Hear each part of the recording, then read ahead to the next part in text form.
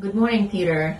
Good morning. So you're here today 4 weeks after I performed an amniotic injection and you're healed today, right? That's correct, yeah. So you came to me, you already had multiple treatments for your chronic plantar fasciitis, right? I did, yeah. And you even had an MRI before you came That's over, correct, right? yeah. And so basically when you came to me, you had severe pain in your heel, right? Yes.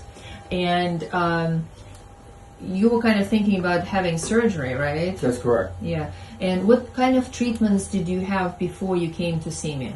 Well, I had 2 cortisone shots, and I had Laser. I had laser treatment, and I went to physical therapy, and they did a little bit of ultrasound there, and nothing seemed to help. And the doctor I was seeing suggested at this point there's nothing more I can do. That's why she referred me to you. And right.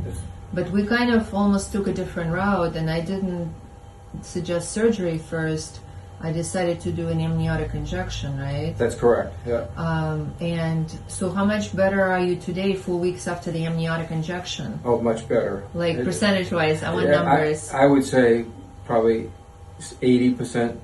Good. Yeah. Good. And you had a little setback there with the driving, but you know, I think at 4 weeks, 80% is very nice. Yeah. Because remember, it takes up to 12 weeks for it to fully work. Right.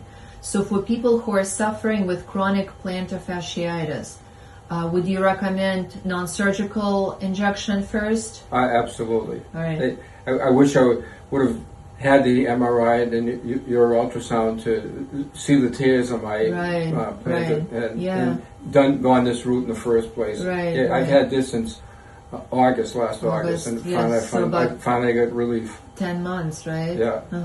No, like I told you, of course I don't do as much surgery anymore just because the amniotic injections are really effective.